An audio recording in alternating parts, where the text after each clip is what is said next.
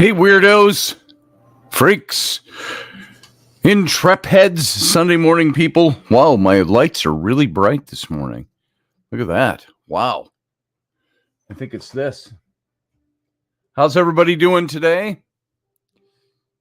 Well, that's good to hear. I feel like Mr. Rogers right now. How are you today? Well, that's so good to hear. I just had to go get more coffee. Been up for a while, been here for a while, been doing other things. How's everybody this morning? Sorry I'm a little bit late. No, I don't apologize for that. I'm just a little bit late. How do you know I wasn't doing international advertising? We come on, all the shows you listen to on the radio, they all start at like 8 or 9 minutes after the top of the hour because they're doing advertising. So there we go.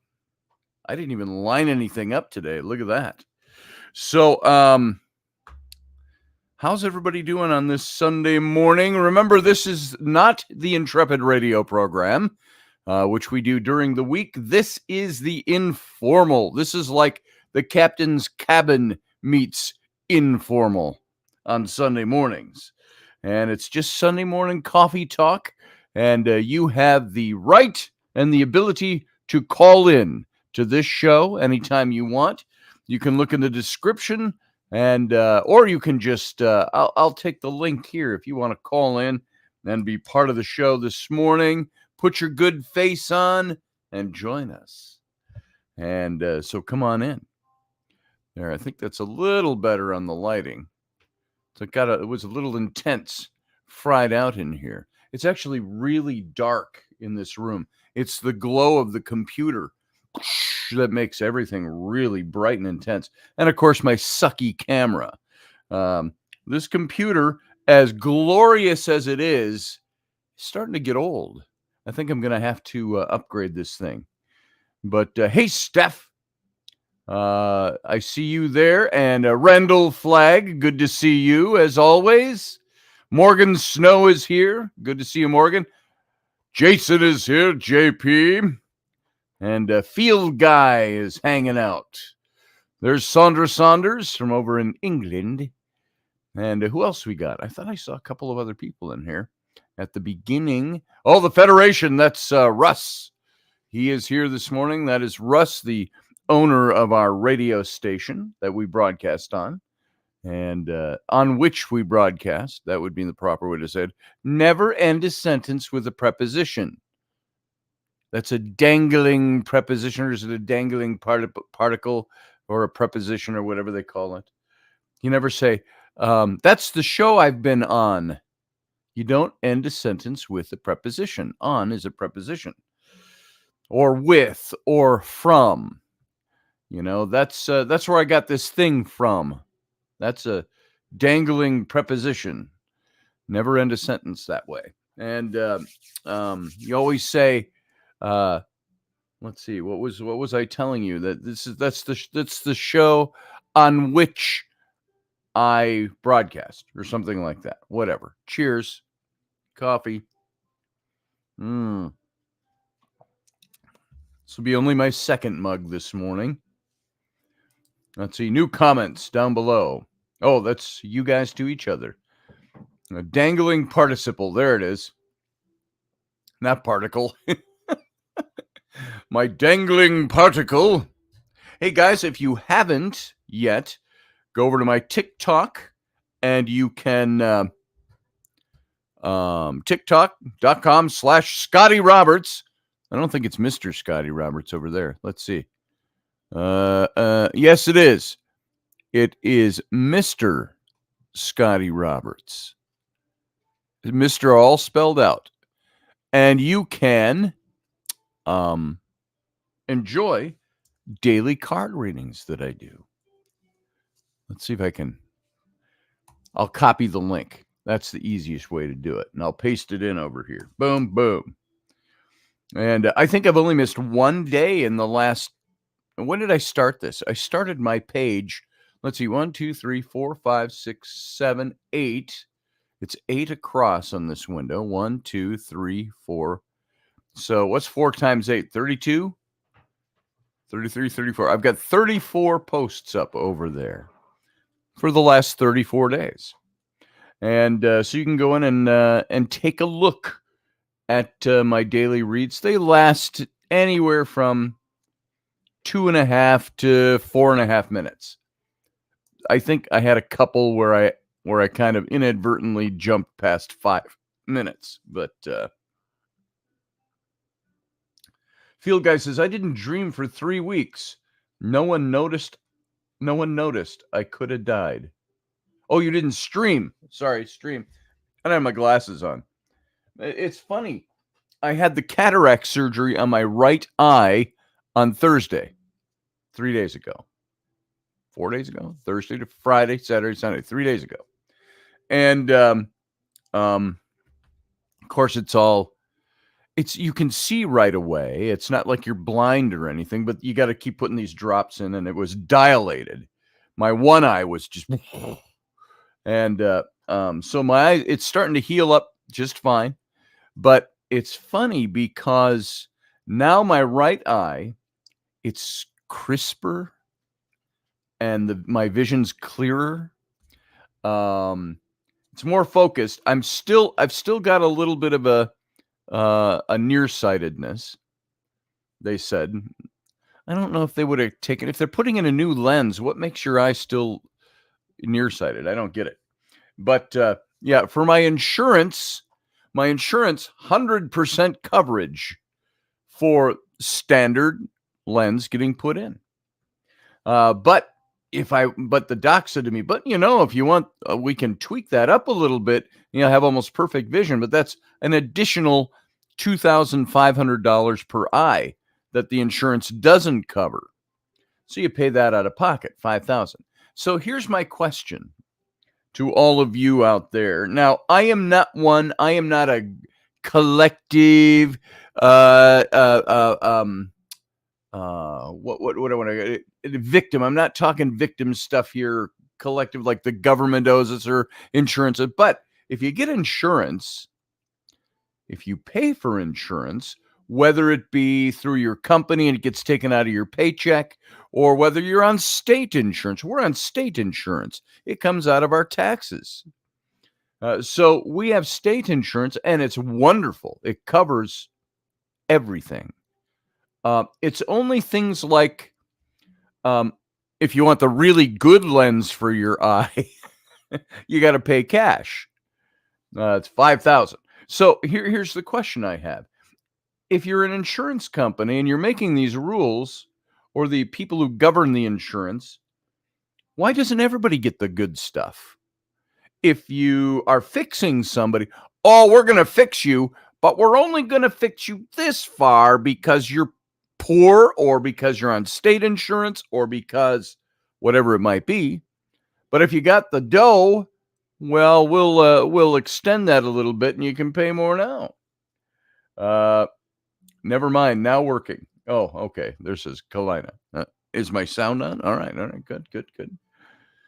So that's a question I have. To what extent should insurance cover us? And there was something my grandfather, who was a communist, by the way, here in the United States. He passed away 30 years ago, but he was communist in his viewpoints, but he was very genuine about his belief in socialism. Now, I never had a great conversation about politics and communism, socialism, all of that stuff, because, 35 years ago, he passed in 95. So that's almost 30 years ago. I wasn't as steeped in stuff as I am now. And I was in a different mode of life. 35 years ago, I was more into ministry, doing the ministerial stuff, my biblical training and all of that. And it was after that I got into this. So is the state insurance voluntary? It is. It is, Jason. Everybody pays into it. I pay into it. See, we make less than a certain amount of money, so we can get the state insurance at 100%. If you make over that amount of money, there are stages where you have to pay certain amounts more. And so it comes out of my tax money. So that's the state insurance. And Jason asked, do only you pay into it, or does everyone pay into it? It's statewide. Everybody's taxes. So it is a state run. It is not federal run, which I don't believe healthcare is. I don't believe federal government is the place for healthcare. That's where I would part with a lot of people on this. State laws are different. States have the right to do that. I don't think the federal government was ever meant to provide health care for anybody. So, but it's for the welfare and the defense of people. No, it's really not. The government is there. The federal government is there to defend our borders. You can get into a whole talk about immigration and all of that. Illegals versus migrants versus undocumented citizens. There's no such thing. That is a wonky, woke, idiot phrase. Undocumented citizen. You can't be an undocumented citizen. A citizen is somebody who has a document showing that they're a citizen. But I'm an undocumented document. No, that doesn't work that way. You're undocumented. You're an alien, not from outer space. In case anybody wonders what I'm talking about. You're an alien. You're an illegal. You can be an illegal alien. You can be a legal alien in this country. Boy, how'd I get into all that from talking about my eyes? But stream of consciousness. So, Jason, you should come on over and we'll talk about this a little bit more on the insurance stuff. And Luke Acord, good morning. Good to see you, brother. Nice to see you in here. And let's see. Luke Acord, I know from my reenacting days when we did all the historical reenacting with, I had two different groups. I was part of a group called Clan Tartan. We did 1620s, roughly, was the era that we recreated. And it was an encampment of Scots that fought in the 30 Years' War. Gustavus Adolphus, all of that. And so we were all kilts and 17th century clothing, yada, yada, yada, yada. And then we had, we left that group, a bunch of us, and started the 42nd Royal Highlanders, which you all know about because I've talked about it before. Red coats and all of that stuff. And hey, you know what? For those of you who haven't seen it, hang on. I'll just grab this because it's right over here. If you can still hear me.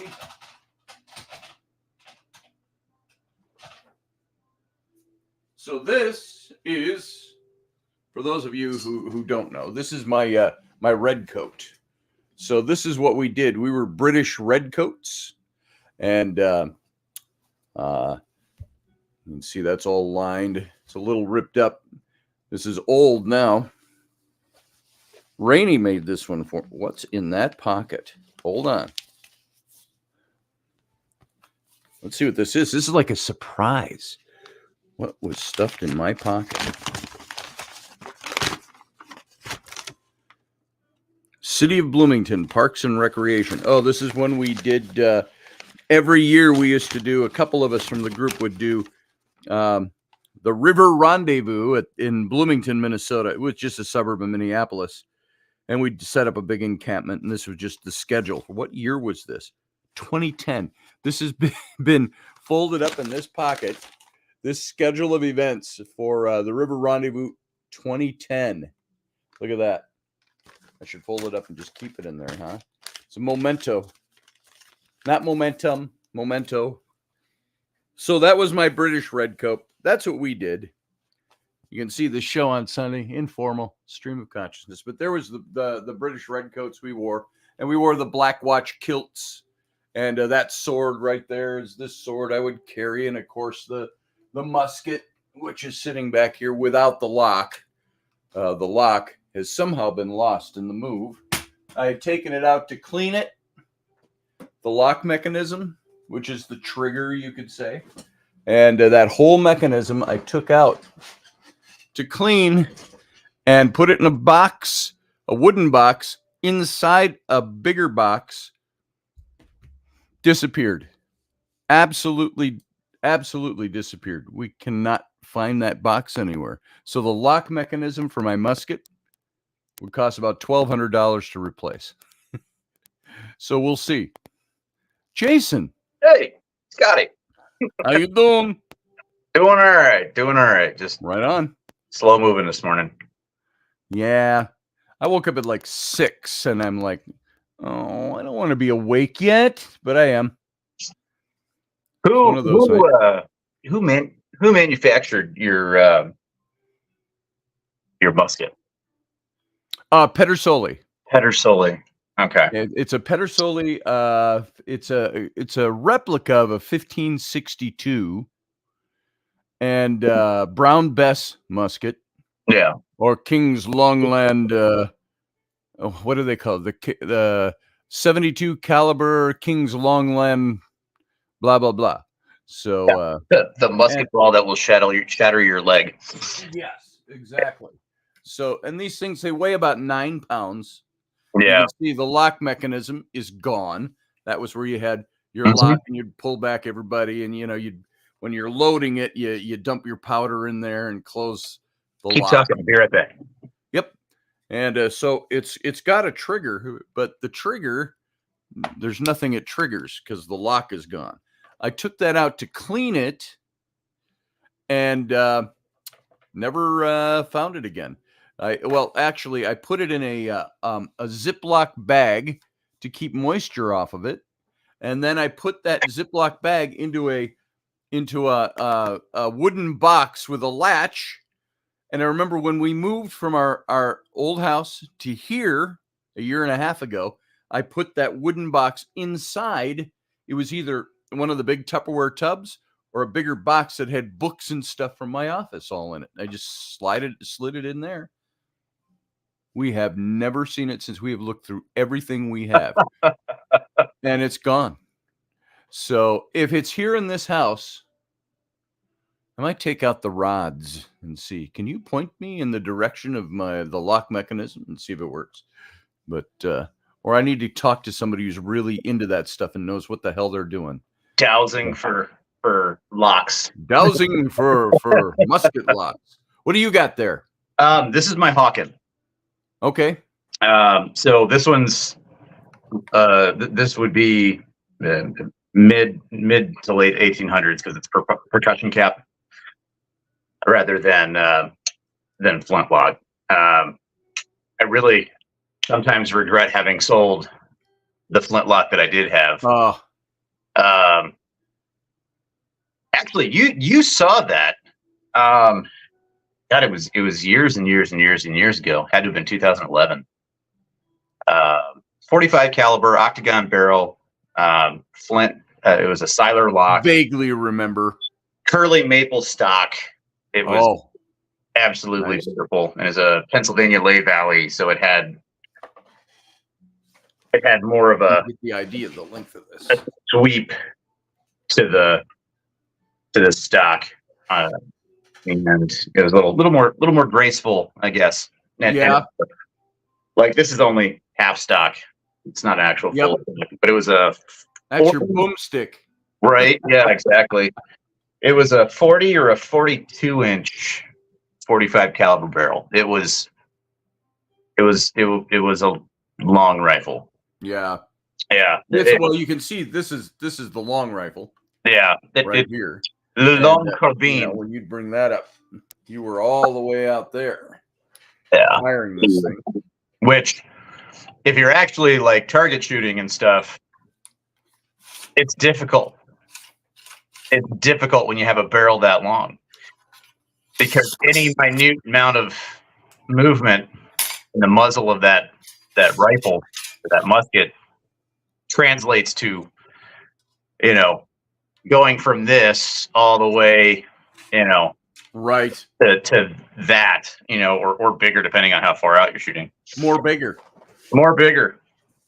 I gotta put this somewhere. Yeah, this one's 50 caliber, and it's a tack driver. Tack driver for sure.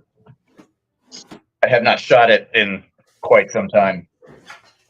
But Yeah, I find it- haven't fired this in a while either. These were great. You know, we'd go to these battle reenactments. I remember specifically we were at not Boonesboro. It was another Daniel Boone Farms, the Daniel Boone Farmstead, but it wasn't Boonesboro officially. yeah. And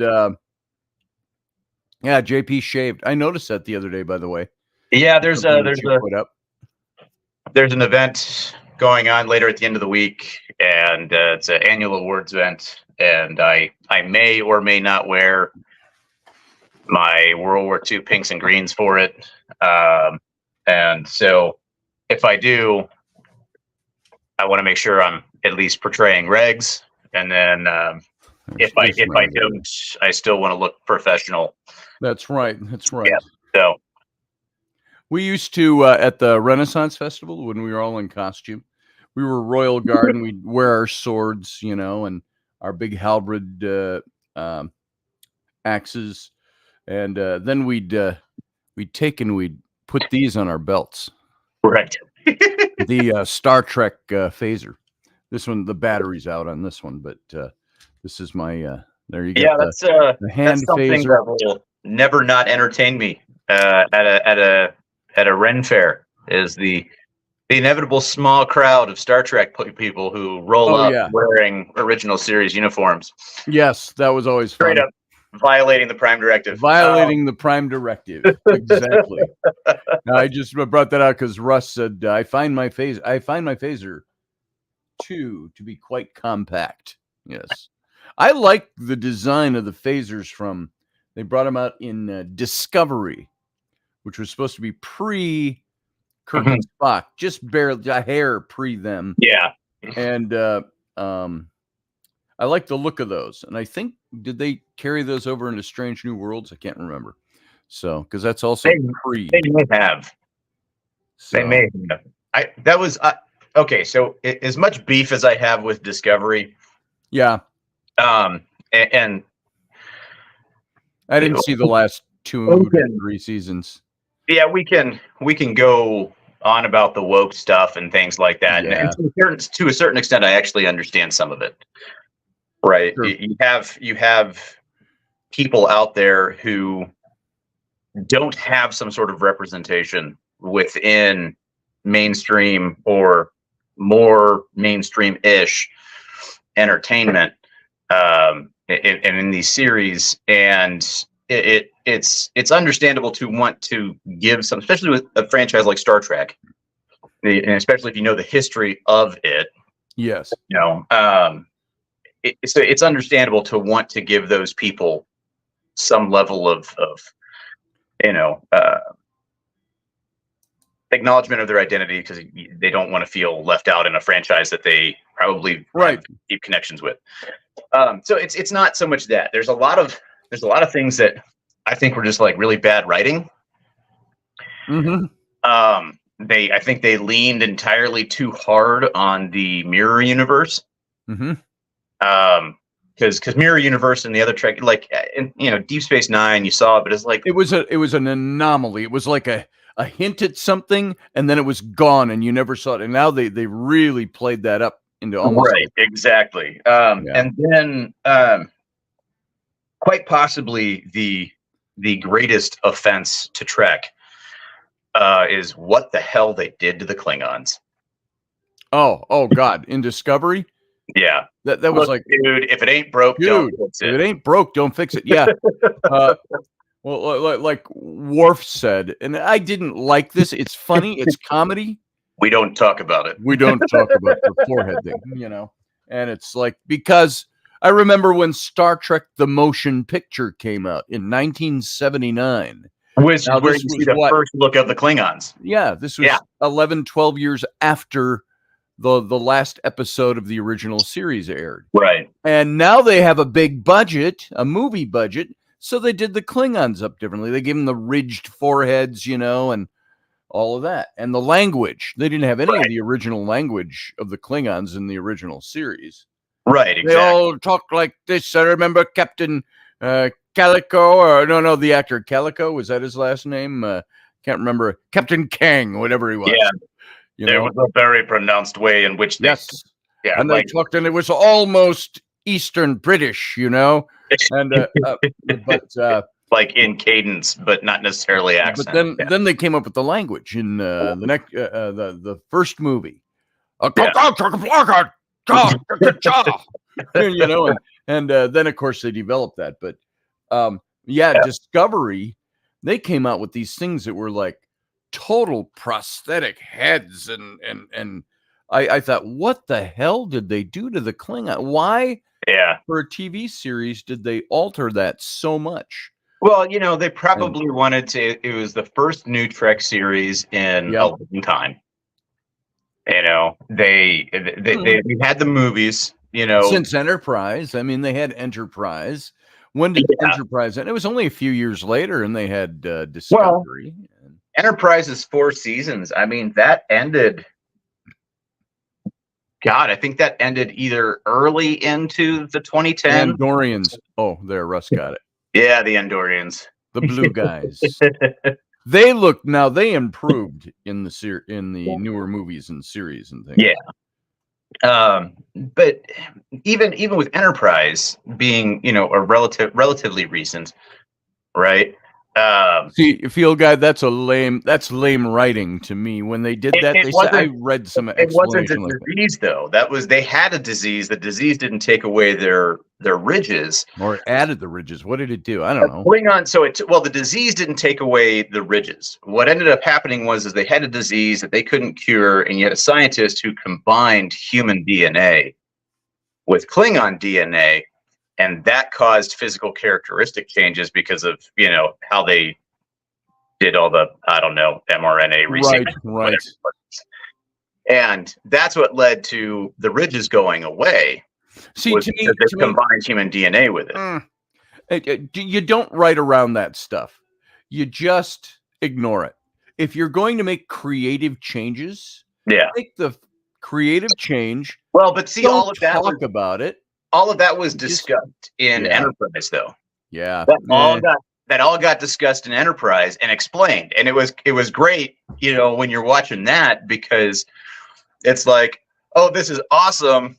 Now we have this tie into this whole thing that, and really, it was like taking care of the plot hole that was created by Michael Dorn in Trials and Tribulations, sitting there going, we don't speak about this, right? Like, don't speak now you know what they don't speak about, because they've mingled the human DNA into things, and now this we don't get it. So you get that, and the way that stuff happened in Enterprise before this stuff happened. So if anything, Discovery should have looked like the Klingons we were all used to from the original series before the motion picture. Right.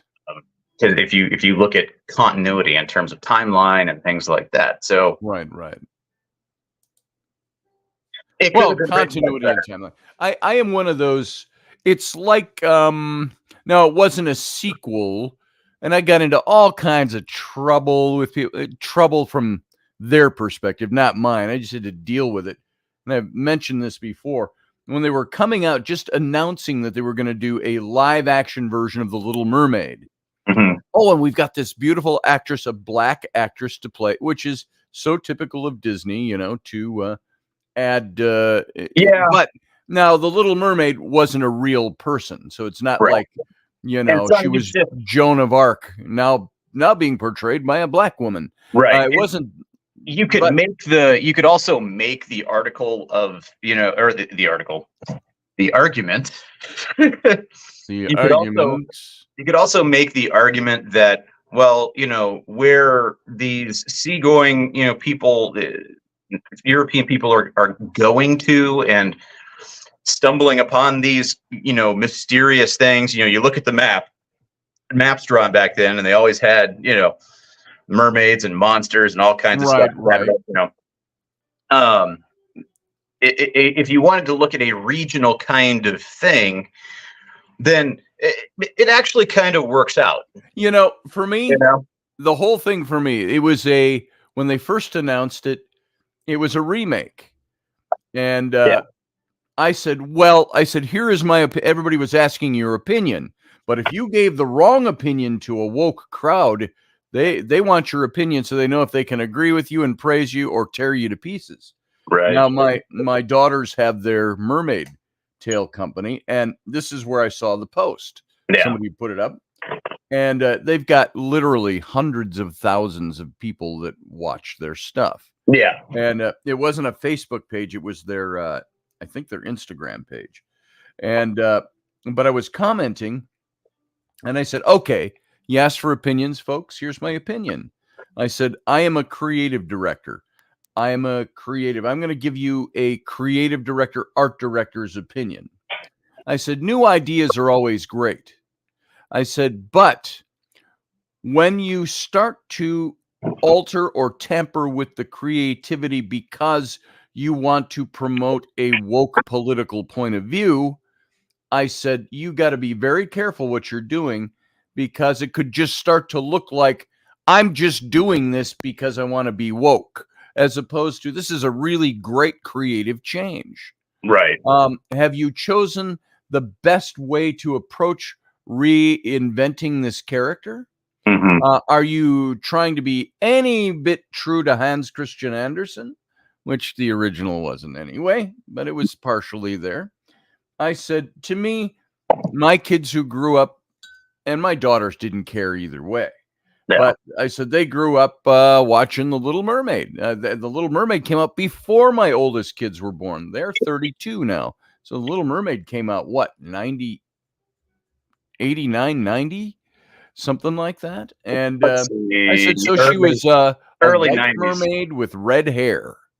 And I said, I got no problem with her still being a white mermaid with red hair. I said, I don't have a problem with a black mermaid with dark hair. I said, who cares? I said, what I had a problem with was creatively making a creative decision based on politics, Well, as and that's- opposed if to that's- this is the best creative decision to make. And And that's what everybody tried to tear me apart. Oh, Well, you're just a racist. and I that's go, the well, thing no, here. I'm not. There's a lot of stuff that goes on that, like, quite frankly, we probably make assumptions about. We're not necessarily Yeah. in that guy or gal's head or that individual's head who is, making some of these decisions, right? So I don't think it was a single person that would make that decision. Right. It would I think it's obviously probably a single person came up and said, let's do her as a black child. And I'm like, so and they get all talking about it, and they decide, like, Yeah. it's one of those things where I see less of an issue with changing something. And there are people out there who make the arguments about, like, oh, you just can't deal with change, or you're stuck in your ways, or whatever. It's like, no, I could deal with change.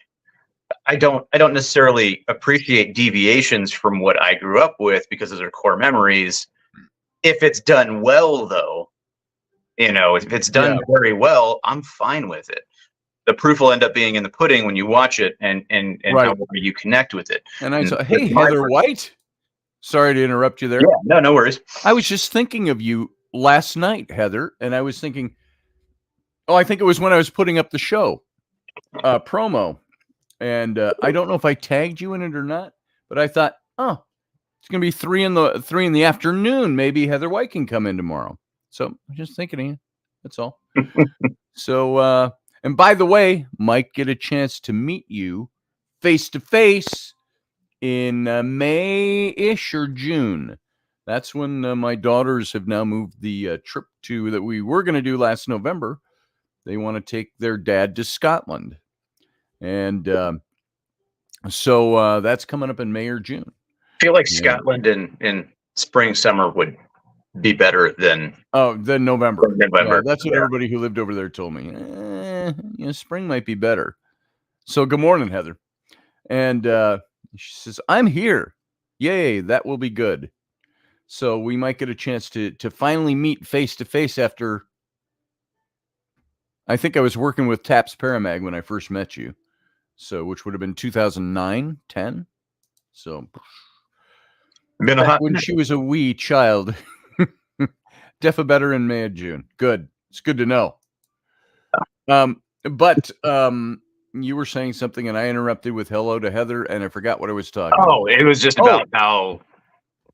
What's this? This is Russ. He says Enterprise rewrote Trek history so much that it should never have happened. I liked the show we pitched with George Takei, Grace Lee Whitney, and other original series stars, Star Trek Excelsior. Now, I thought Excelsior would have been a phenomenal series rather than Enterprise. I would love to have seen. Remember when you first saw Sulu as Captain Sulu captaining the Excelsior in Star Trek Shields, V, The Undiscovered Country, I think it was. What's that? Shields, man. Shields. Shields, man. Sulu would have been that would have been fantastic. I would have loved to have seen that series done with Sulu as the captain of the Excelsior. A movie, at least. Right. I think they could have done something really phenomenal with that. And I think at this point they could only do some sort of flashback kind of telling if they. It would be a flashback, but then George Takei, because George Takei is what he's now. It's got to be he's something like that. Mid late. It's not that they couldn't do a flashback. They could use who was the guy who played him in the J.J. Abrams ones. Yeah. I can't think of his name. He did a great job, and he looked good in the part, and a great job. But then, now I don't care if you're gay, you're gay. I don't care. But what I didn't like that they did to Sulu is they rewrote him as a gay character because George Takei, the actor, is gay and has come out as an activist. I think that was more done of a nod to George Takei. It was a nod to George Takei, but even George Takei said, and he's an activist for gaydom and LGBTQ stuff. But even he said, look, he says that's a great homage. I appreciate it, but you know what? Sulu doesn't have to be gay because I'm gay. Right. He says I'm an actor. He says I was portraying a character. He didn't have to be a gay. You didn't have to make him gay for me. Right. And he wasn't saying it ruined the character, but he says you're giving an aspect now. You've added a layer to the character in the fictional arc here. That was never there to begin with. And now it's there to honor the actor. And that will always be the stigma, positive or negative, the positive or negative stigma that is now attached to the character. Yeah. He is now gay. Right. And, but he was never gay. Maybe you could have assumed he was in the original series when he came out with the sweaty nose shirt and the sword. Remember that one where they all got that sickness? You never hardly saw him interact with any of the female crew in a suggestive way. That's true. So really, never grabbed Grace Lee Whitney's ass. If you look at things, though, it's like any situation that he was in where there was some, if I'm remembering correctly, somebody who is more currently steeped in the old stuff at this hour of the morning, chime in. But you can wake me up in the middle of the night. You awake? Right. What episode was it? Oh, that was Amok Time. Right, exactly. So. It was like there were forces going on, affecting the crew that made them do things. So even there's a plausible level. It still maintains this ambiguity of who Sulu was in terms of that nature. So, Steph, what are you suggesting there? What about doing the deed with AI? That's pretty suggestive. I think we'll just skip that right now. I'm hoping she typed AI and not Al. Al, yeah.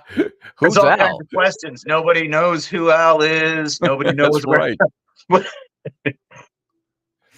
George, Grace, Nichelle Nichols, who played Uhura, folks, if you don't know. Grace Lee Whitney was Yeoman Rand, and George was Sulu, of course. And Russ, they all worked a year on Excelsior. It wasn't chosen because Berman was the head of Trek department at Paramount and chose his own show, Enterprise, over ours, Excelsior. Yeah. There you go. I would still love to see a throwback series for Star Trek where you have, the Enterprise B, which would have been Excelsior model. Yes. I always loved the Excelsior. I just thought it was awesome. I look, I will always love the Constitution, Constellation class, all that stuff. You know, the Enterprise D wasn't my favorite, but it's iconic. But the Excelsior was just such a cool starship design, and It was very cool. fast. I love the sounds when Scotty overhauled the clunk, clunk, clunk, clunk, clunk, clunk, clunk. It's like, does Starship make those kind of noises? It broke the transwarp drive. Steph, you're blonde right here. That's your photo, though. I don't know what you're talking about. Your emoji. You've gone from it's dark haired. Let's see. Why is my emoji dark haired when mine on my phone is blonde? Now YouTube is going to make me neutral. Your photo shows up here, and you're blonde. Oh my! Shields up. Yes. Now, George Takei, I can talk about him in another sense. I've grown to really disrespect him on a personal level. Not because he states his views and is an activist. I think it's more how he does it. Through his activism, he disseminates false information. And I was a friend of his on Instagram before he really started getting into all this political stuff. Yeah. You know? So then he didn't like Trump, so he got really politically active. But the stuff that I don't know if it's even him anymore, or if it's somebody who handles his social media for him. But the stuff they put up sometimes on there, I'm like, you're just trying to stir the pot with activism. You're not looking for fact and truth. You're presenting things from one side and one angle.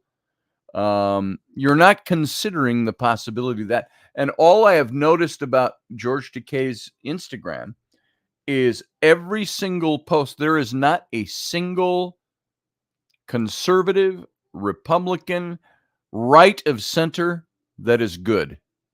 None of them are good people. They're always something and everything. It's total, abject, absolute activism against the right.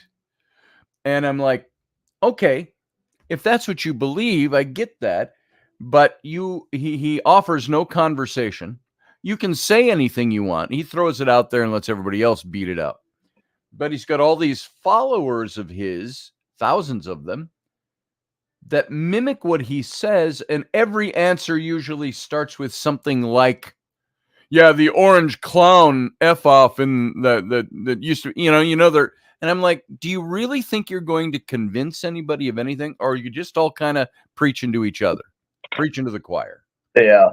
Because you're not going to win any converts or win minds by just going to hang out in an echo chamber. It's an echo chamber. It's a bubble. It's a societal bubble. Yeah. If you really want to be an agent of change, if you really want to be, someone who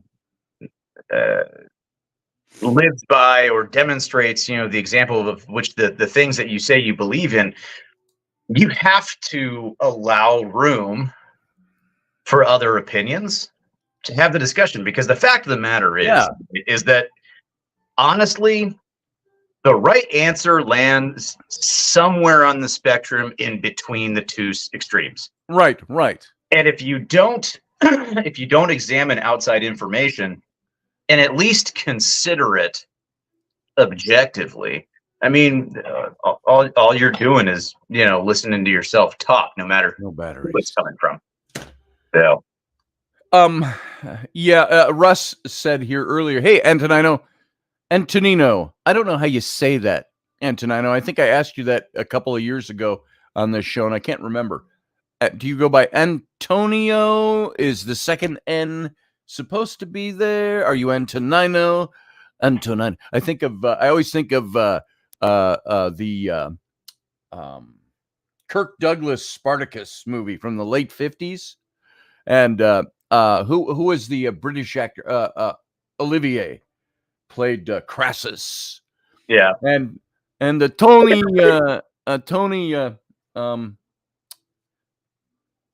Jamie Lee Curtis. Tony Curtis. Mm-hmm. That was her dad.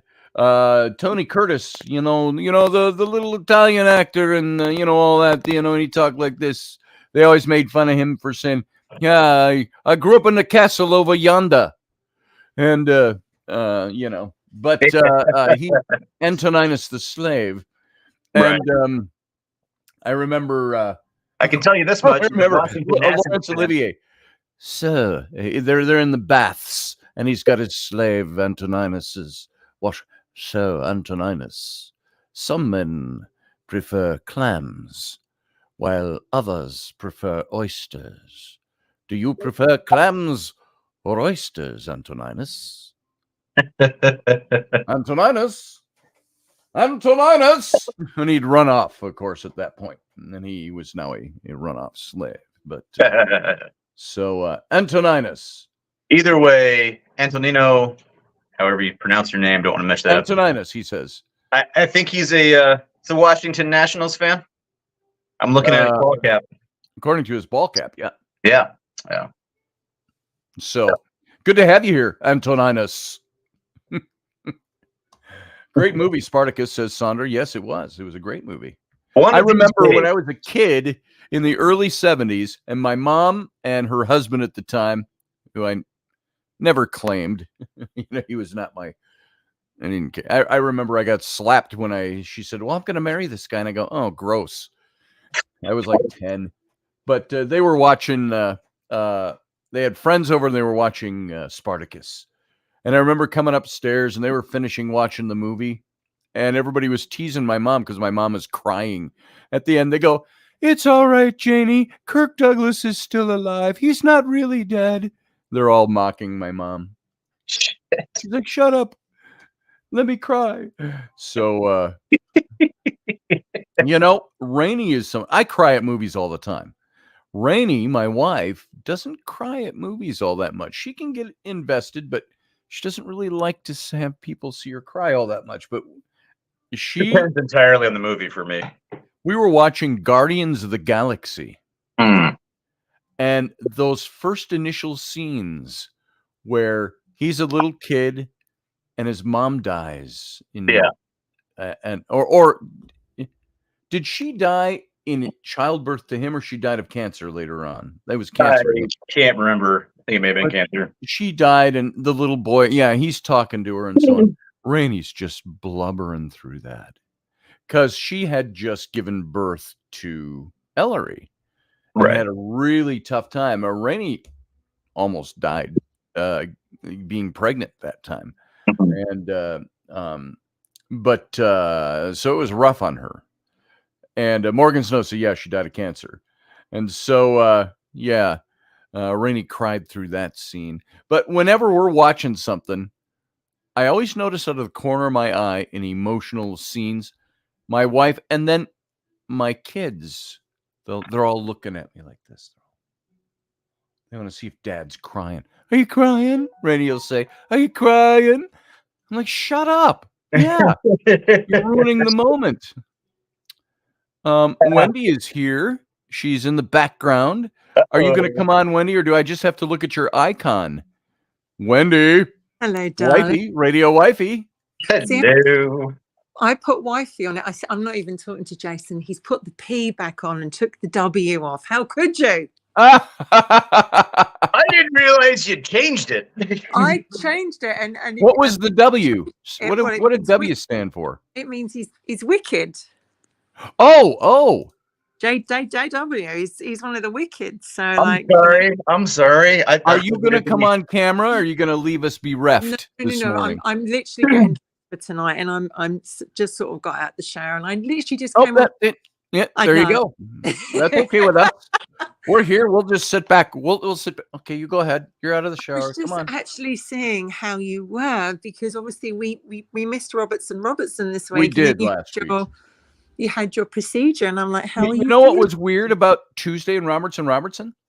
It was like 10 o'clock at night before I went, oh crap, it's Tuesday. That just means, and I haven't talked to Wendy all day. And then I thought, well, I didn't hear from you. Oh, I wonder if Wendy's okay. Maybe, is she in the hospital? Your mind goes to the weirdest spots, and that's when I messaged you. All right, So, I'll let you off. I'll let you off. I mean, I'm just glad that you're okay and you've had thank you. I'm good. the My one eye is done.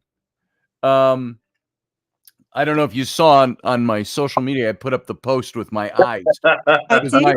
my one eye was very dilated creepy. like the size of a quarter, and my other eye was little tiny pupil, and I looked cybernetic. But It was how was the procedure? Did it hurt? no, and it was over in like 12 minutes. Because my It mum's got seemed. that done. They put a little, they put the little thing in your nose, and they go with the hoses, and they go, okay, this is just for oxygen, and we'll take care of this when you go into the. So they rolled me in, and they said, we want you awake and aware, but so they numbed my eyes Mm-hmm. and all of that, and or the eye, and which you can't really tell the difference. It's just numbed. You're so And- brave for me because I can't Don't think I could do that. Well, Anyone here's what can they did. They put drops in my eyes. It's just drops, numbing drops. Okay, cool. And they did that several times for about a half an hour, and then they rolled me into the room, and they turned on the anesthesiologist. She said, "We're just going to put a little. It'll keep you awake, but we kind of like you aware." And the next thing I know, they're rolling me out. So I fell asleep, and they said, "Just don't move." Don't move. The big mandate is don't move. Don't move. Do you know what, Scotty? I love the fact that everything that's thrown at you physically, with your health, you just come back from it and you're like, yep, Well, thank you. still here and still kicking it. Still So, here, still alive. And, I don't know if, and, it's like we can make him better than he was. exactly. Better, Well, stronger, faster. No, no, no, no, no, no, no, no, no. But I'm just getting older. That's still in my head from the Love 70s. it. But my eye is it's clearer, it's crisper. It's still a little. I got to put drops in 4 times a day. You will. So it's still a little like I feel like I got to clear my eye every now and then. You want where you usually go like this, Mhm. clear your eye, and I can't do that with this eye yet. Don't rub your eye. And they gave me I almost brought my Uncle Dave pirate eye patch, which is laying around here somewhere. It's Weird. I was thinking right about Uncle here. Dave the other day, actually. You what? I was thinking about Uncle Dave the other day, and it's just like, Yeah, oh, quickly time passes. And, I know. even when I see you on a Sunday show, it always feels like there's a part of missing. There is. And, there always will be now. He always had your Yeah. back. He always had our back. He was just great. There were times Uncle Dave irritated me, and I don't like to. I hate glossing. But you probably irritated him as well, right? That's what you do. And I tell Dave, like Dave, shut up, go away now, and and he just laughed. No, he did. He'd do the, almost a John Candy type of. I don't know where I put it. I had my eye patch. It's a leather one he made for a costume out at the fest. So it was a leather one with leather ties, and you tie it on. And you just tie it on. You're like, "Arr." I should wear that in. I've got to go back in on the 14th, which is 11 days from now, to get this eye done. That's what they want to do with Mum. They do one eye and then the other. But yeah. When you came out of the hospital, did you feel a little bit wobbly and all over the shop? The rest of the day, I thought, I feel fine. And then I got home and I fell asleep. I was out for like 3 hours in the afternoon. And then I got up, and Rainey took the kids to the store. She goes, "Hey, we're going to the store. Let's go." I go, "I am not going." It was about 6 o'clock. I went and laid down. I woke up at like 5 a.m. Good for you. So the anesthesia, I'm sure, did something to me. So you still need your glasses, right? It's funny. I put my regular glasses on for driving now. Like I need my regular glasses for watching TV, so it's clear. I can see the TV fine, but crisp, and I need it for driving, especially at night. So I put on my glasses. They're obsolete now. It's like I put them on this eye, and everything's fuzzy in this eye now. So with the glasses, now I put on my readers, my black ones, which are here somewhere. How's that beard going, Jason? Any chance of it coming back? I don't know. Oh, But, We're mourning the beard. Jeez. Well, see, you got to figure. I mean, a beard up here is also kind of almost like survival equipment. Yeah. So with moving back to Missouri, I may not need one. You may not need, but well, you may need one just to be bearded cool. Your beard suits you. I mean, I'm not saying you don't look like bad without it, which you do. You look great, but I have to say the beard's very distinguished. Well, thank you. I appreciate that, and it would I probably still like look you more in your distinguished. beard. I just like the hairy part. You know, it's Yeah, just, you know, to me, a man should be hairy. I'm sorry. a man should be hairy. No, that makes. I understand. That's how hairy I am. That's how I like men to be hairy. And I don't mean like the Bigfoot or anything like that, but I mean that they You should. know, but there's some things where it's Watch like Harry. you gotta make a choice. You know, so like I was saying earlier no before you idea came in. what you mean. Like I was saying earlier before you came in, there's an annual awards event at the end of the week with work, and it's it's a formal affair. And typically with the wing, when they've had formal affairs and I attend, I wear my World War II pinks and greens. That way, it's just history being represented in the room. And Pinks and greens, they call them. yeah, the pinks and greens, the OD 51 and OD Right. Grab Shade 54, service uniform from World War II. Yeah, you don't think pink, but Well, it's got that cast to it. So. yeah, I was gonna say if you look at the pink part of it, it's a Are we drab going to shade. get pictures, Jason? Are we going to get pictures? It depends on how much of a fat ass I look like in my uniform. But if I There you go, Wendy. I just changed my changed my name. name to Harry. That's Russ. Oh. I'll Well, be your because Huckle I Harry. like men hairy. See, but like I can't wear a beard in that. I'd be way out of regs. So Yeah, you would be. Yeah, well, if you're doing an event like that, we used to for doing the 42nd Highlanders. We were all bearded and mustachioed at the Renaissance Festival. yeah, And the week after the end of festival, we had our biggest event of the year for the reenacting, Big Island Rendezvous. Mhm. And we'd all shave for that, clean, Yeah. to do that event.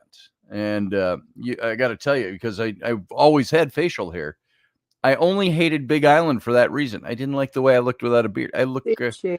You really frankly, I go I've gone so clean long shaven. without them. It shaves 15, 20 years off of my face. So Well, that's the same I with got Mike. that comment the other day actually.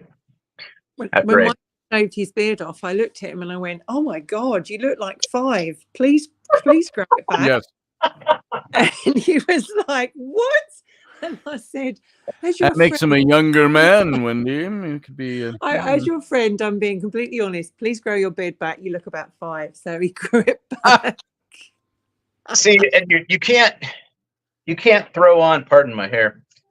You can't throw on a Bancroft flighter with a beard and a mustache. with a Oh, beard. You can be A mustache, unshaven. sure, but You can have a week's worth of growth, but you can't really. And that's about it in that. like stuck in the field kind of thing, but like Yep.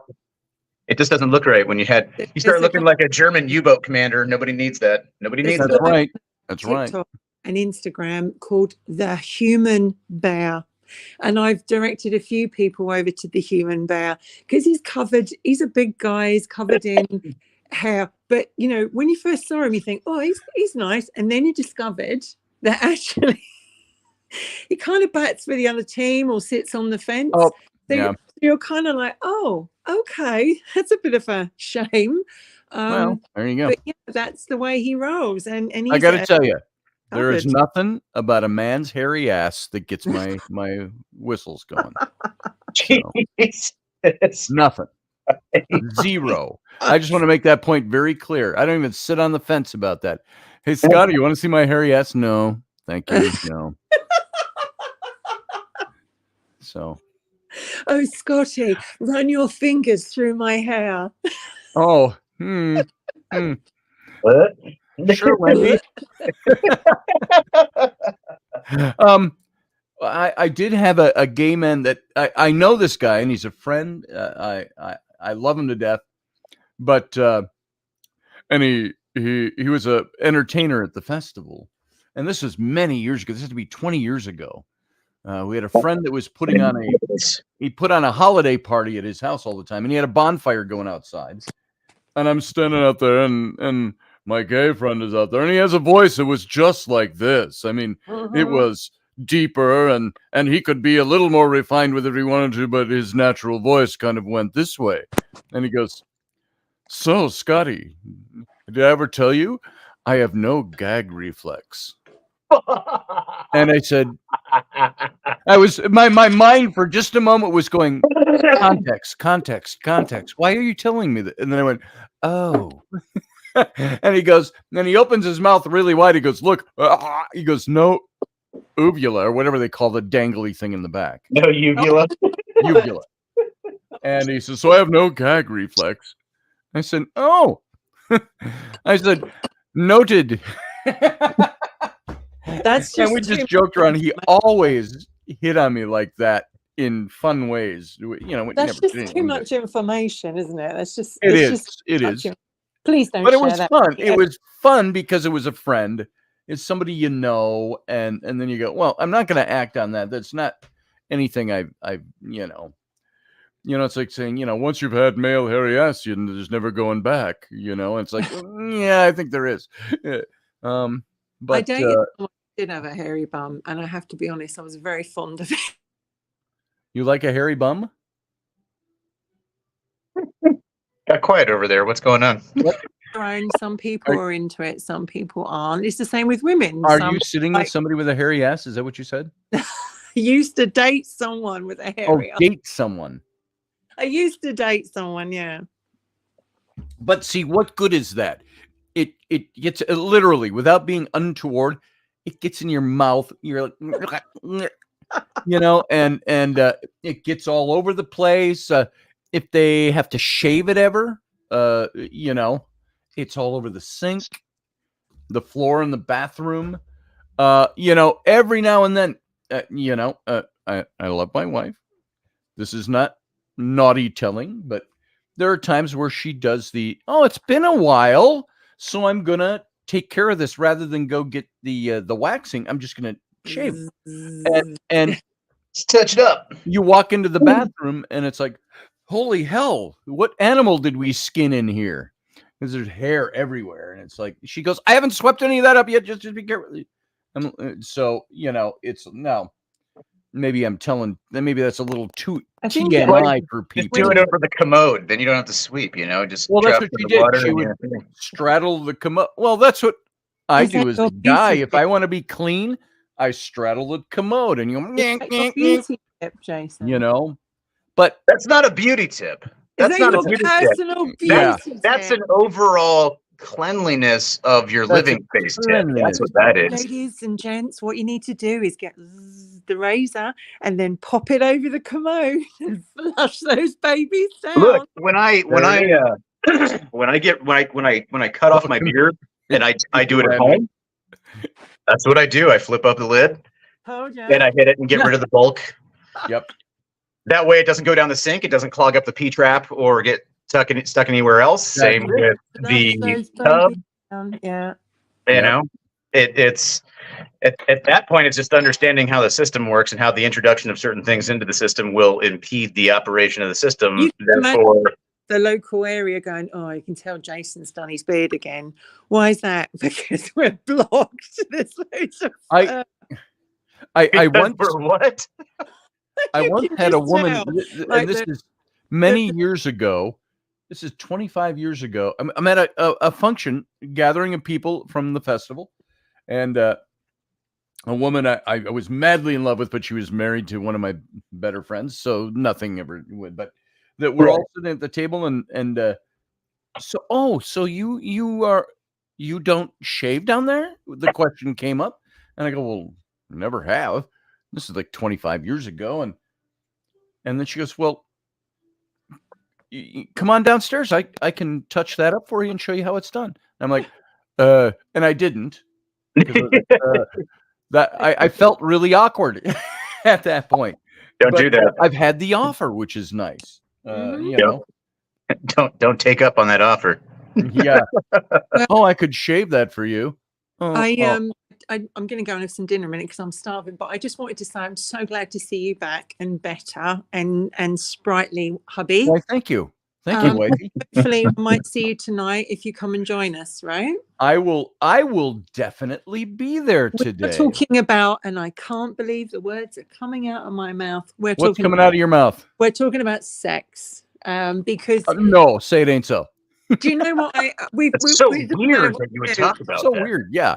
We go seriously. We go serious, and people say, "Oh, that was really heavy. That was a serious subject," you know. And then, that's depressing, or that's dark. And so we think, okay. So I said, right, what we're going to do? We're going to give them what they want today. We're going to talk about sex, the trouble with sex, and that's what it's called. And then next week will be something else. But it's like we can't be fluffy all the time, you know. There's got to be some.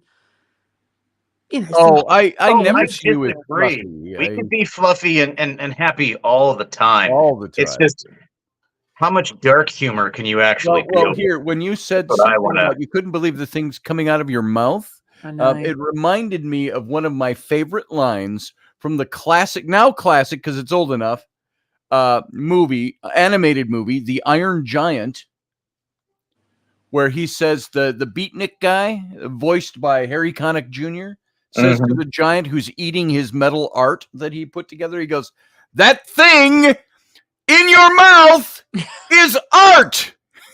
So just take that with you. That's I want to put that on a shirt. That thing in your mouth is art. Thank you, darling. I'll remember that.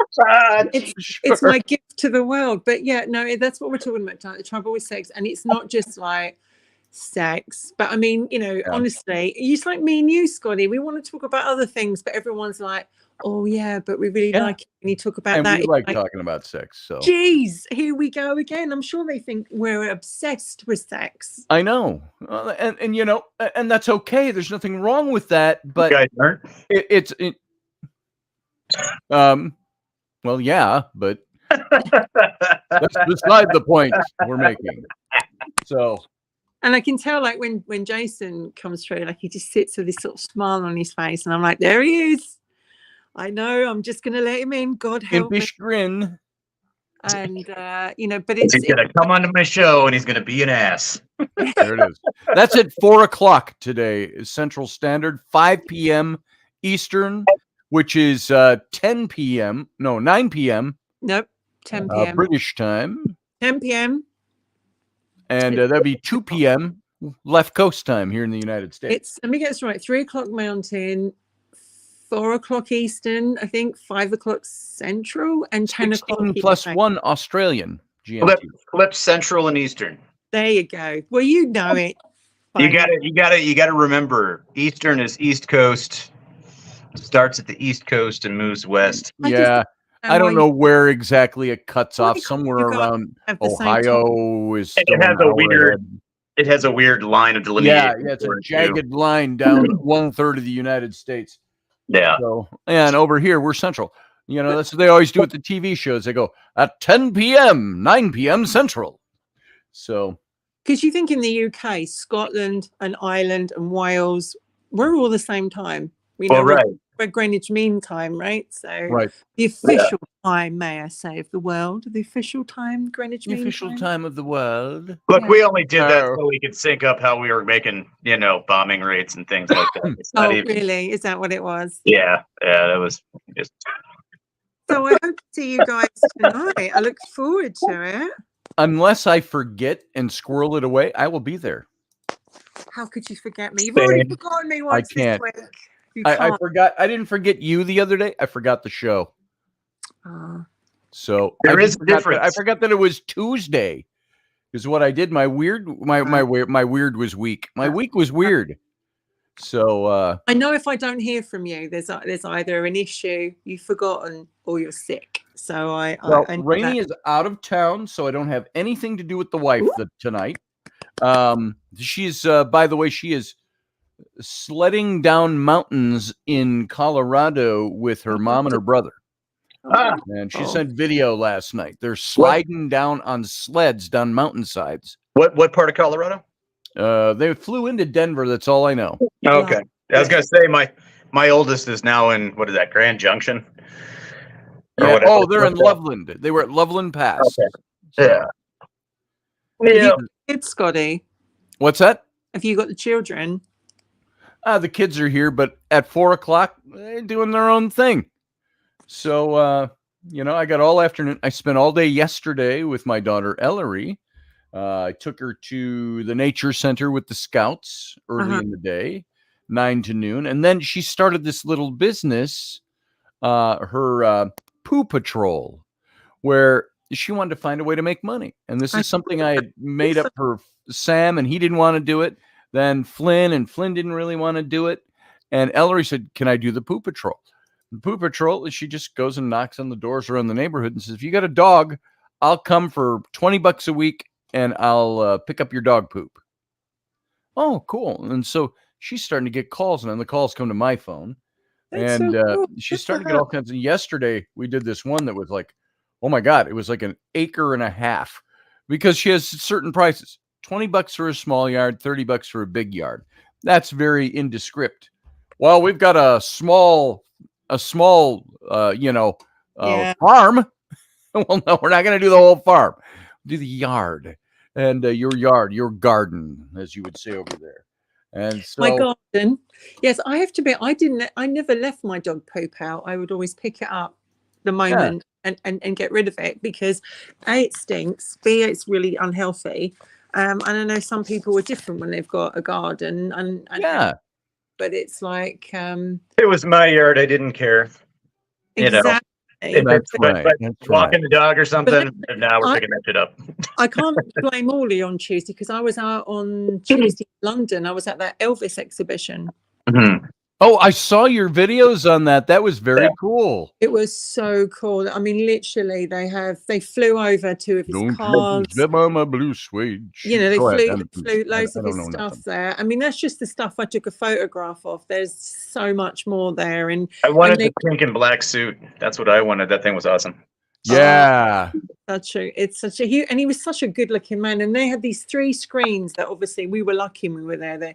It wasn't that crowded, but you could just sit there and he was coming at you from 3 angles, and the sound was just amazing in there. It was brilliant. And it's still up at the London Arches. It's still there for a little while longer, and people should go and see it. It's fantastic to actually see his fingerprints, and that belt they picked up. We actually watched someone, that is actually pure gold, that belt, pure gold. Yes. And someone was paid £150 a ticket to actually have a white glove experience to pick it up. And she said to me, because we were watching it there, she said, "This is so heavy." And apparently it took 2 people for him to get it on him. And then when he did, he was kind of like, he couldn't take it off that easily. But it was just amazing. They flew all this over, and it's there for a little while longer. But it was so cool, Scotty. Oh, that's neat. I would love to have seen that. Well, you need to get on a plane and come over here, or pop to Graceland. I don't think I could ever pay anyone $150 just to handle a belt. Oh, yeah. You don't know. I wouldn't. It all depends on the belt. No, okay. Like if it was the ammo belt of a Medal of Honor recipient off of there you go. some island in the Pacific or Normandy, or whatever, maybe. But honestly, I would probably just get in with the guys at the museum or wherever it was being held and be like, "Hey, I have my white gloves. Can I actually hold the piece?" "Oh yeah, sure." Yeah, really. Here you go. I mean, Artifact. You didn't just hold they had his microphone, they had his belt, there was his glasses. And, when you see that necklace, that you probably know one I'm talking about, Scotty, it's the cross. That's, pure diamonds. You look at it, it's a big cross with diamonds, and it was given to him by his girlfriend, and has emeralds and amethyst in it, and or garnet, sorry. And it's massive. I mean, it's like the size of your palm, and it's over there in a glass thing in front of you, and you're just like, because I've never been to Graceland, I really want to go. I got to tell you, The only thing I have to compare with that is I've charged a quarter when I was younger to show off my third nipple. Oh, But Wendy, I just want you to know, between you and me, yeah. I'd show it to you for nothing. Would you give it to me for nothing? Oh, Jesus. For nothing. Can I even touch it for nothing? You could touch it. Can I? Can I take Don't squeeze photos? it too hard, though. I mean, it's sensitive. I do not have a third nipple, so I will not be charging anyone. You know, I didn't No, even notice it's not it. the Total Recall experience. Yeah. I didn't even notice it until it's not like I got a extra man boob or something in my chest. It's just my one nipple has You're like a little special. nipple on it. It's like, You're special. oh my God, I'm like deformed. That's like, call me Quasimodo, but I have a little nipple on the side of one of my nipples. Is it the You're left or the obviously right? you're It's the obviously left. special, When darling. did you discover this, Scotty? I was a grown adult before I discovered it, because I was like, looking in the mirror, you're getting ready in the morning. I'm like, Are you sure it's not a skin tag? what's casting a shadow there? Maybe it's a skin tag. I don't know. It looked like a nipple. It still does. I'd show you, but I don't want you all to get seen. I don't want you all to get. I'd have to get undressed. Maybe you'll have to show it to me on when you come over to the UK. I will. I'll be there in May, I think. Is it May now? It's been moved. My daughters just 2 days ago, they said, Dad, you want to go in June or May? And then they came back and they said, we think May. So about 2.5 months. Yeah, that should be all right. And May should be. And I tell you what, flights are so expensive. I've been trying to book one to Calgary, and I have to be honest, it's like I do not want to be paying an arm and a 700 leg right now. quid. They are so expensive. But anyway, boys, I'm gonna go get ready, and I will see you later on tonight. All right, darling. Good to see you, Ciao. wifey. Have a great afternoon, guys. All right, we'll see you later. Bye. Bye. Bye. All right. There. Now you also know something very. Oh, Russ also has a third nipple. Some people have a third eye. I have a third nipple. Jesus. What do you do with that thing? Well, I can't feed anybody with it. So I don't even know why I have a nipple. Why do men have nipple? There's some evolutionary thing that went wrong there. It's like, what did men used to breastfeed? Well, Vestigial organ, because in the stages of development, we actually start as a female with female characteristics in the womb, and then the introduction of the hormones based off of the chromosomes and everything kicks on hormone production to develop into a male, and so the things that are female morph into male things, and so it's just a vestigial kind of thing. Yes. Heather, I would, but my daughters are planning this trip, and they're business people. They got all kinds of junk going on, so they're trying to plan it they were June, they moved it into May. We'll have to do we'll celebrate when I get there, and we'll do something. I don't know, I'll pop out of a cake with 3 tassels on. Wait, what do they call those? Those pasties with the tassels on them for my 3 different nipples. I wouldn't want to be obscene popping out of a cake for your 40th. I would love to be there for your 40th. Thank you for that invite. I wish I could. So I think that would be a blast. Knowing how let's see, can we get nipples removed and not have any at all? Sure. Russ, you can get those. You go to the hardware store, and there's those metal files. Whoopa, whoopa, whoopa. There you go. Public service announcement: don't go to the hardware store to do that, or listen to any medical advice related to filing off organs or body parts. Disclaimer: this radio station does not endorse any medical advice you might hear from the Intrepid radio program. Or we had, that reminds me, the reason I brought that up, back in 1980, I was fresh out of college just before I went to seminary. And I worked as the supervisor of the men's department at a big department store downtown Minneapolis, Powers, which no longer exists. And but we had in the big window in our department, we had displays, and the creative department would always come down, and they had a guy that would, do the windows up and artsy stuff. And we got in all the mannequins. They were just starting to come in with the mannequins, the female mannequins that had nipples. Yeah. And this was in the early 1980s. And he said, yeah, I was talking to the head creative guy. He was probably about the age I am now, big white beard and, real skinny guy. And he kind of talked like this all the time. And I don't know what that means, but he had a big white beard and a kind of balding with a white ponytail.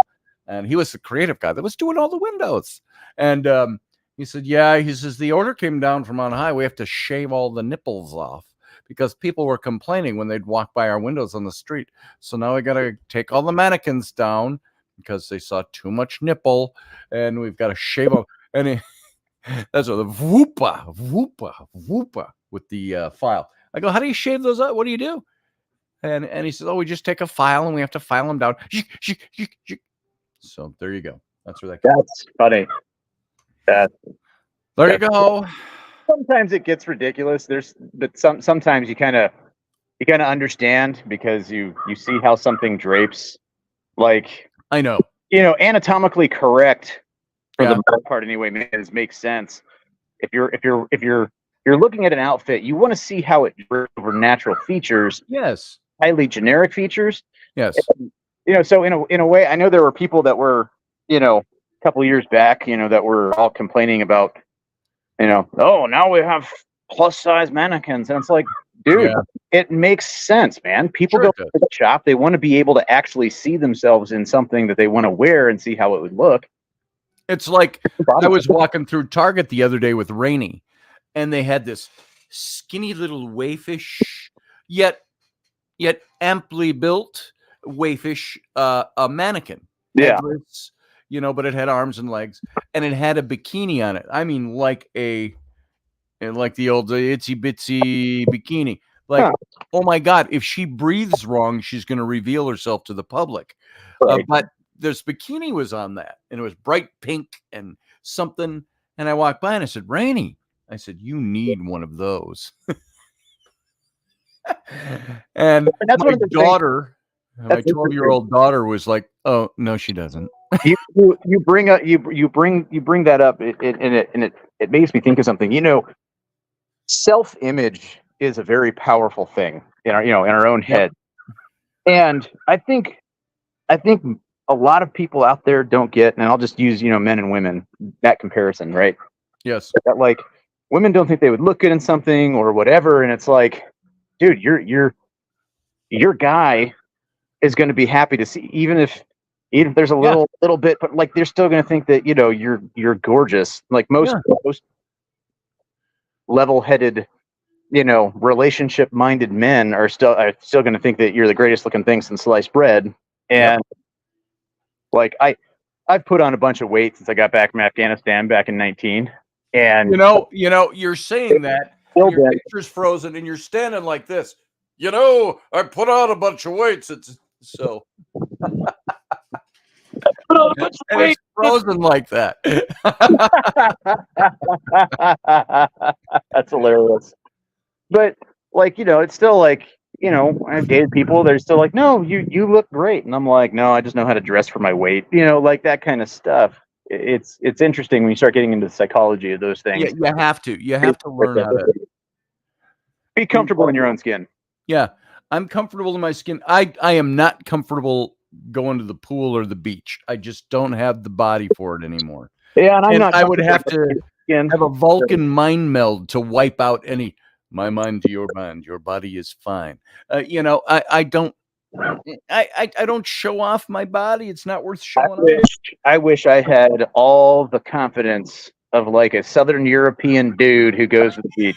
Yeah, hairy Southern European. Right. Like, that's one of those things where you look at that and you're like, all right, nobody needed to see that, dude. And they've always got like these confidence wives that are models. Right. These rich, fat, hairy, bald Italian dudes and that are older, always wearing a gold chain, and they're walking around topless next to this on the beach, and this Stereotyping gorgeous this is model. I hilarious. was like, holy crap! Maybe he's like, nobody's looking at me anyway. But Right. yeah, I otherwise you would be Leatherface. Yeah. By the way, Scott Allen says I had nipples pierced for 5 years. Now they're a bit larger than I'd like. I'm sorry, Scott. You know, I had an ear pierced for 2 days once, and I unpierced it. Oh, wait, left was right, right is wrong, is what we were told back then. Oh yeah. But now Rainey, when I met her, and there's no bones about this, figuratively speaking, Rainey had pierced nipples. She had pierced navel when I met her. Yeah. And I mean, you could tell. She didn't have to have her shirt off to tell, but that was just fine. The only reason she stopped that not long after we started getting serious, and I don't know why. I think she just took them out one day and never put them back in. She had the navel piercing for a while, and then she took that out when she got pregnant, and so. But you know, and I've said this before: the sexiest thing Rainey ever did externally, one of the sexiest things she did as accoutrement, was not so much the pierced nipples, the pierced navel. She wore a ring on her toe. It was her second toe from her big toe. Well, we just discovered Scotty's That was secret. really sexy. And I don't have a foot fetish. It just looked sexy on her. Right. And it's like, Well, wow. and we all find that, I think, in partners, that there's some little thing that we absolutely love. Yeah. You know, and it's not even necessarily like. And I don't have it's not like a toe ring fetish. It's just, it looked really good on her. That's all I can say. That's all I know. Nothing wrong with that. Nothing wrong with that. So, you can see, folks, if you're new to the show, Right.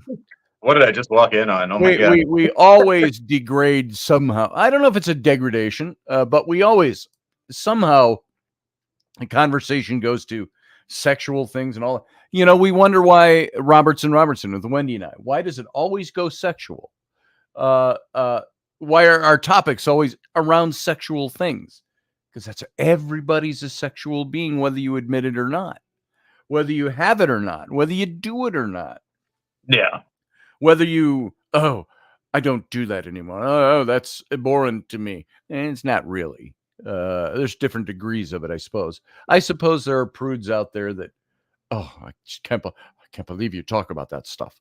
But they watch, you know. So it's not like it's.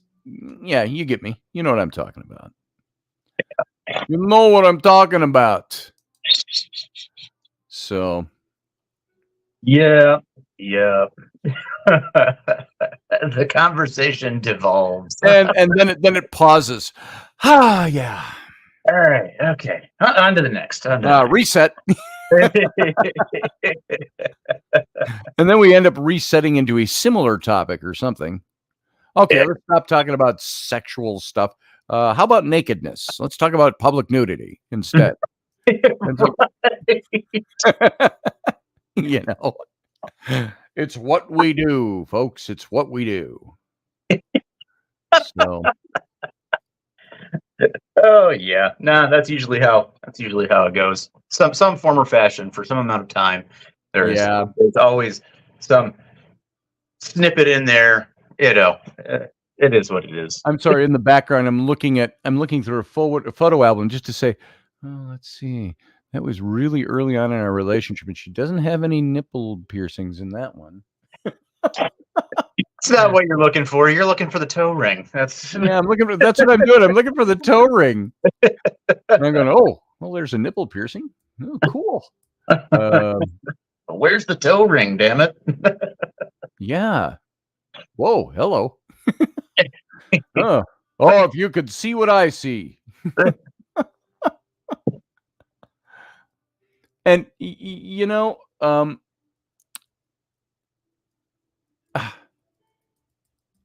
know the picture. She's sitting on her desk chair I think her Chihuahua is sitting on her lap. She's smiling at me. We were having morning coffee on a Sunday.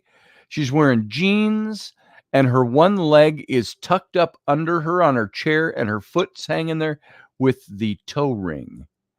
And I was going to look for that, and I was going to show you. See, look at this toe ring. And I got this file that's full of hundreds of pictures of Rainey, and it's like half of them she's naked. It's like, well, I can't show that. I can't show that. More than half of them. Nope, it's not in that folder. It's somewhere. Doesn't matter. Hopefully, no one ever hacks your computer. Well, somebody's gonna, the day I die, they're gonna be going through my stuff. Hey, look at Dad's files. Oh, look, he's got a folder that says Rainey Private. What does that mean? Oh, hello. there is an unwritten rule amongst service members. Yes. That when you're downrange, and if your battle buddy, ends up, punching their ticket. Yeah. Delete the hard drive. Delete his hard drive for him. Toss the external hard drive. Don't ever let anything, because everybody deals with it differently, but there's always elements of stuff like that pops up in things, especially when you're down range, because you're looking for things to take your mind off of everything and whatnot. And it's like, yeah. Family doesn't need to see this folder. Yeah, my family doesn't need to see that. Well, there's nothing shameful in any of my stuff. There's just, there's some nudity in there. Not mine, but thank God. But Rainey, you see, I as I've always said, Rainey looks a hell of a lot better naked than I do. And so, I've got some old stuff in there. It's like, so what? So what? So, and it's fun. Yeah. But it might even be on my Facebook for all I know, albums, just looking at stuff. But like I've got a Rainey folder in my albums on my Facebook. Where the hell is it? I don't know. The cover photo is her with a very deep plunging thing sitting on her computer. And it's a webcam shot that she sent me just way back when we were dating. And it's in that folder. There's a folder full of old pictures of Rainey. And I think there's the one with her foot. There it is. The Rainey. Let's see if it's in this one. Hold on. Yeah, here's the picture. Okay. Hang on. It's not as vivid as it is in my memory. But here, hold on. This, now you tell me, image size. Hold on, I got to resize this and all of that junk for all of this. Now, this is Rainey back when we weren't married yet, and this is at her house, and we lived at her house for a while before we moved into a house together. Mm-hmm.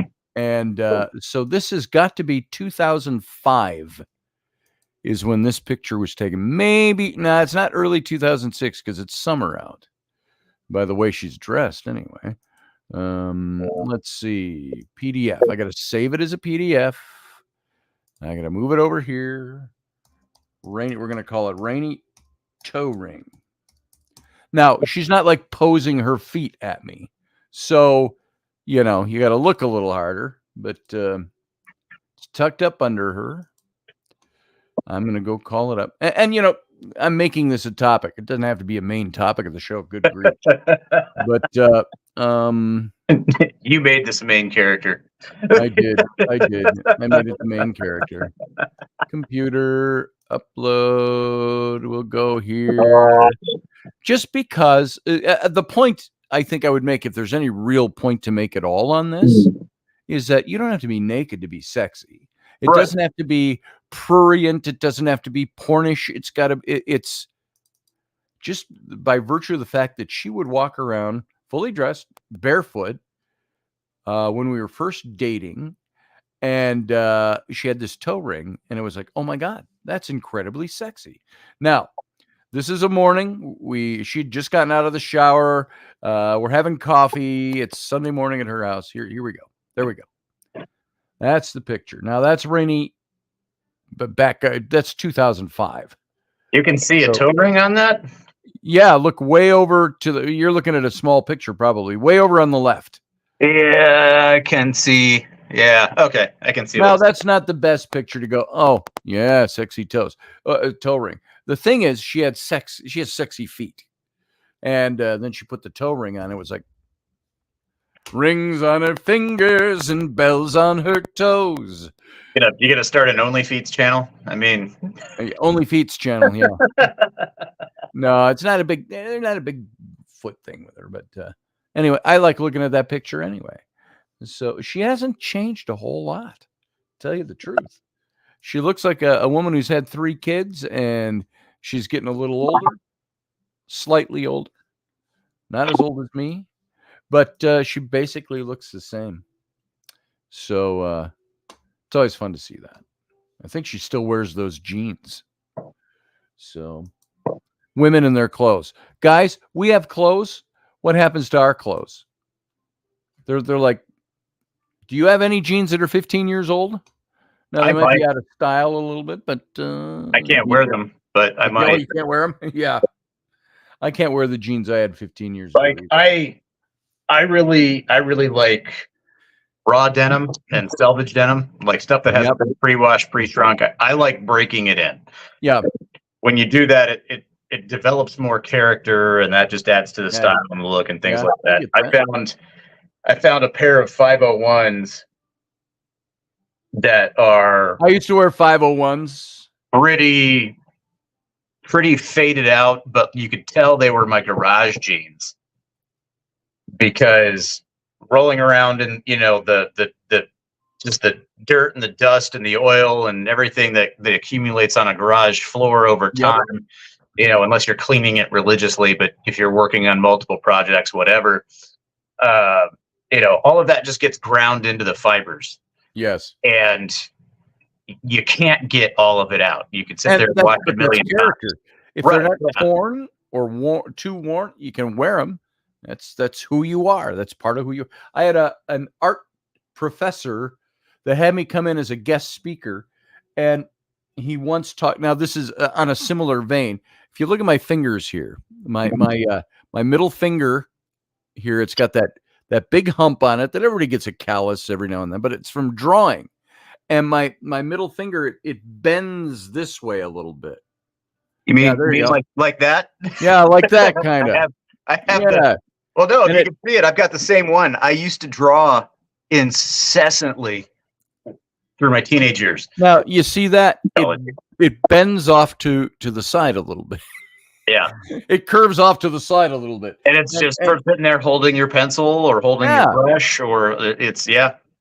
And the art professor, he says, everybody, I was doing a sample of drawing. He says, everybody, I want you to look at his fingers. He goes, now there are the fingers of a guy who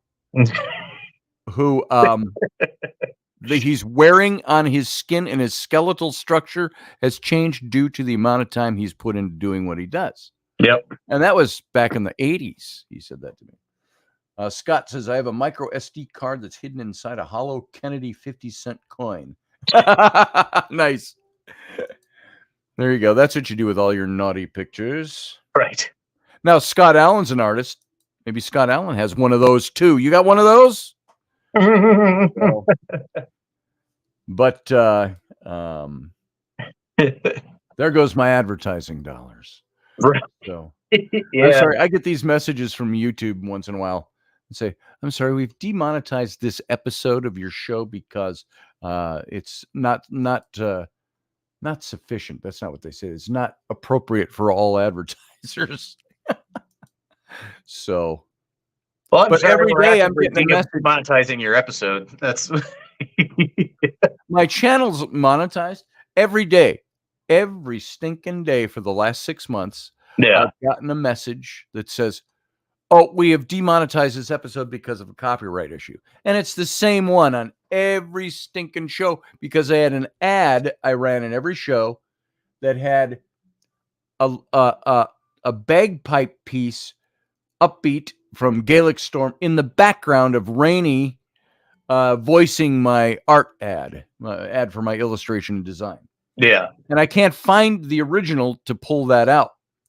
Mhm. So I've had to stop playing it. But every stinking show, they've gone back and demonetized. So every time I have to go mute the song, Yeah. which you can do on YouTube. And then the other places, I used a piece of music for a long time. A piece of music when I was pre-recording the show, and I could edit in the music. Like right now, the music would start really low up until, well, there's the music. We got to go out here now in 10 seconds. We'll be back. And then it swells and it has the logo and it goes into the ads. And then that little piece right there, it has demonetized at least 100 shows of mine. Jeez. And every day, if not every day, every other day, some weeks, I've got 2 sitting in my email this morning from 4 years ago that say, oh, we have to demonetize this episode from 4 years ago, 5 years ago, because you used this piece of music. Yeah. And I'm like, can you just do it all at once? And they got to send me one every day. So I go in and I have to mute it. Compile an email that says, hey, from these shows, monthly. And you're supposed to be able to play up to 20 seconds of any copyrighted piece without violating copyright. Right. If you exceed that, but that's by law. Now on YouTube, I'm talking and I might be giving some pertinent information. I remember seeing one. I'm talking about Native American when I was going through Bury My Heart and Wounded Knee, that series. And I'm talking and it's at the end and I'm saying something very, emotive about this particular thing. And the music starts rising. And so when I have to blank out the music, all of it. All of a sudden. And so I'm making some point as we're going to exit, and it's right. gone. So there's no other way to handle it if I want to keep the episode monetized. Oh, and it always says, you don't have to do anything. We just can't monetize this episode. It's okay. It's just any money that you get goes to the copyright holder of this particular song. Right. And they've tried to do it. I used Stephen Miller, a Native American Grammy Award-winning now Native American artist. He wrote that song Ghost Dance. And I used to use that in the opening of my show 4, 5, 6 years ago. And I got his permission. I called him on the phone. And he says, yeah, man, you want to use that? Go ahead and use it. I'm okay with that. I said, now it's the opening of my show. Now this is 10 years ago. I got that permission. I wasn't so savvy on the copyright stuff. Apparently now that another company owns his music. Yeah. Now so I've gotten hit a couple of times on that, but you know what I did? I had edited originally. I took the Star Trek opener, dun, dun, dun, dun, dun, dun, dun, dun, but the one from the J.J. Abrams movies, which was slightly more orchestrated. Yeah. And I used that, dun, dun, and it feeds into and I have his song blending into it for a Ghost Dance. You hear his guitar first, and it blends right over the dun, dun.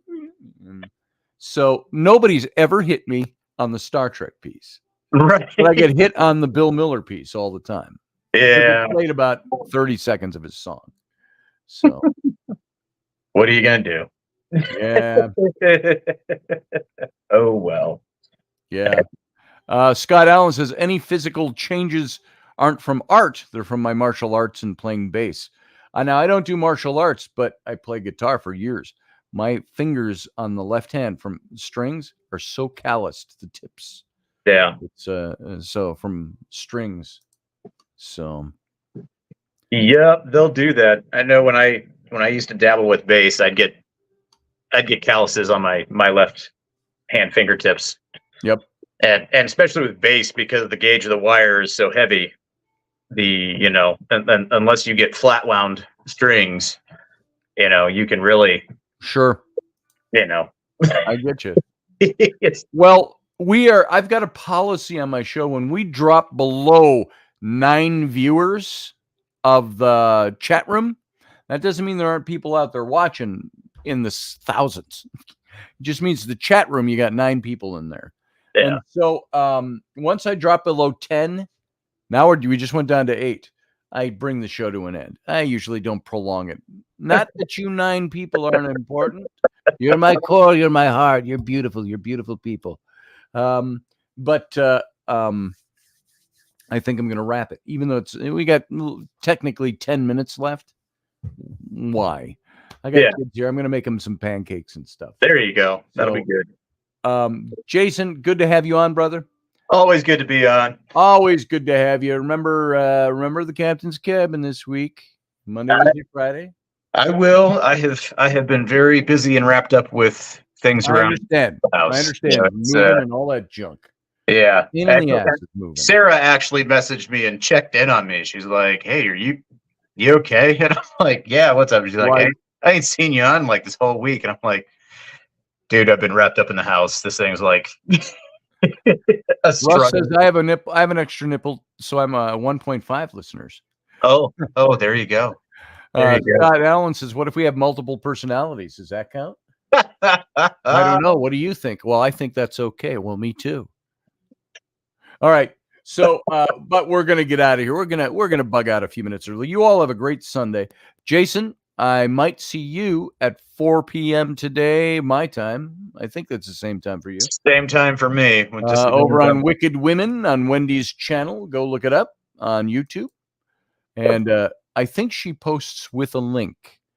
Yeah, she usually does. She used to make a post, but there's not a link to the YouTube channel. Mm-hmm. So, or the like the StreamYard channel. Right. Yeah. You can call in. So I'm sure it'll be up there later. So we'll see you all there this afternoon. Other than that, it'll be Intrepid Radio Monday, Wednesday, Friday. If I make every show this week, I don't always make it. Life happens. So, Friday, you know why I couldn't be here Friday to do the Friday show? Even though I was planning it. My old doc called me up and said, "Hey, you want to go for a couple of beers?" And I said, "I got to do a radio." Yeah, let's go. Because I hadn't been out for a while. So I went out drinking pints on Friday evening and knew I wasn't going to come back. I wasn't back until 10. I could have done I sat down here at 10 o'clock and thought, I could do a Captain's Cabin. And I thought, no, I'm half lit. So let's not do that. So, although that could have made a good show. Right. Especially if the professor and I were there and we were joining you. That would be yes. Which we must do again. Yeah, that was fun. So we should call it arcane pints or something. We'll come up with something. Yeah, we'll pick something up. Jason, I'll see you later today. All right. Thanks for being here, brother. Thanks. Always good to have you. Everybody else, thank you for being here. We're gonna get out of here. It's been it's Sunday, which for those of you who are new here are probably gone already. But it's Sunday. It's just an informal version of the informal part of Intrepid Radio, the Captain's Cabin. It's even more informaler on Sundays. So thanks for being here, following our abstract ADHD stream of consciousness. And we'll see you tomorrow night. If you can, make it over to Wendy's Wicked Women, 5 p.m. Eastern, 4 p.m. Central. And other than that, tomorrow night, 9 p.m. Central, 10 p.m. Eastern. And we will be doing the Captain's Cabin, or the Intrepid Radio, followed by the Captain's Cabin. For now, live long and prosper and enjoy your Sunday.